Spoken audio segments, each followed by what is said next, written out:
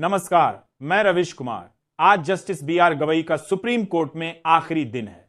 आज justice B R Gavai CJI पद से रिटायरमेंट ले लेंगे, लेकिन जस्टिस बी आर गवई ने दलितों, पिछड़ों और अल्पसंख्यकों के लिए जो किया है उसे कभी भी भूला नहीं जा सकता।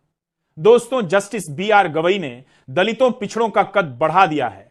जस्टिस बी आर गवई ने दलितों, पिछड़ों को ऐसा अधिकार दे दिया है कि मनोवादियों की जलकर राख हो गई है। इस खबर को जरा जरूर देखिएगा। आज justice B R Gavai retire होने जा रहे हैं। सीजीआई पद से आज वो इस्तीफा दे देंगे, लेकिन उससे पहले जस्टिस बी आर गवई ने हम सभी लोगों के लिए जो कुछ भी किया है उसे आज हम सभी लोग अपनी आंखों से देख पाएंगे। जस्टिस बी आर गवई ने अपने कार्यकाल के दौरान कितने ऐसे दलित थे जिन्हें जज बनाया, कितने ऐसे पिछड़े थे जिन्हें जज बनाया, कितने ऐसे अल्पसंख्यक थे जिन्हें जज बनाया। आज सारी चीजें यहां पर देखने वाले हैं, क्योंकि हम सभी लोगों को मालूम है कि जस्टिस बी आर गवई दलित समाज से आते हैं, एक बौद्धिक जज हैं और हमेशा वो हाशिए पर पड़े रहे समाज को उठाना चाहते थे। जस्टिस बी आर गवई बाबा भीमराव अंबेडकर साहब के बनाए गए रास्ते पर चले, इसीलिए आज इतने बड़े मुकाम पर पहुंचे, देश के सीजेआई बने, देश की सबसे बड़ी अदालत के सबसे बड़े जज बने। और इसका कारण सिर्फ एक ही है कि बाबा भीमराव अंबेडकर साहब को उन्होंने अपनाया, संविधान को गले लगाया और बाबा साहेब द्वारा बनाए गए रास्ते पर चले, जिसकी वजह से उन्होंने बहुत बड़ी बुलंदी हासिल कर ली। आज वो रिटायर हो रहे हैं, लेकिन रिटायरमेंट से पहले उन्होंने हम सभी लोगों के लिए क्या किया है उसे जरूर देखना चाहिए। देखिए, यहां पर लिखा है, सीजीआई गवाई ने अपने कार्यकाल में कितने ओबीसी एसएससी जजों को किया नियुक्त, जानिए। सब कुछ यहां देखेंगे आप लोग।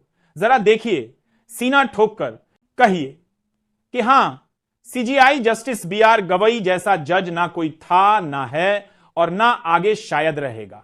देखिए, लिखा भी है यहां पर, सीजीआई गवई के कार्यकाल के दौरान 5 न्यायाधीशों, न्यायमूर्ति एनवी अंसारिया, न्यायमूर्ति विजय बिश्नोई, न्यायमूर्ति एएस चंद्रकर, न्यायमूर्ति आलोक आराधे और न्यायमूर्ति विपुल मनुभाई पंचोली की भी शीर्ष अदालत में नियुक्ति हुई है। जरा गौर समझिएगा, जस्टिस डी आर गवई ने इन लोगों को जज बनाया है ना? बहुत बड़ी बात। यहां पर देखिए, अभी मैं आपको पूरा यहां पर एक एक करके दिखाता हूं कि कितने एससी जज बने, कितने एसटी जज बने, कितने ओबीसी बने, कितने अल्पसंख्यक बने। यानी कि सारी चीजें आज इसी वीडियो में आप लोग देखेंगे।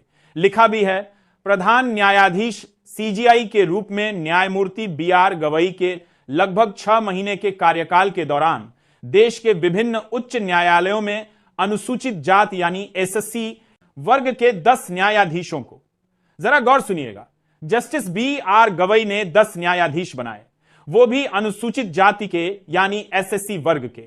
अन्य पिछड़ा वर्ग यानी ओबीसी और पिछड़ा वर्ग के 11 जजों की नियुक्ति की गई, है ना? बहुत बड़ी बात। 10 न्यायाधीश एसएससी से आए और ओबीसी से 11 न्यायाधीश। न्यायमूर्ति गवई देश के पहले बौद्ध और दूसरे दलित प्रधान न्यायाधीश हैं।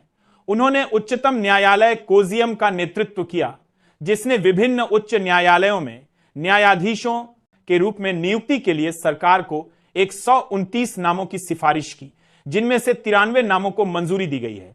यानी कि जस्टिस डी आर गवई ने 93 जज बनाए हैं, है ना? कितनी बड़ी बात।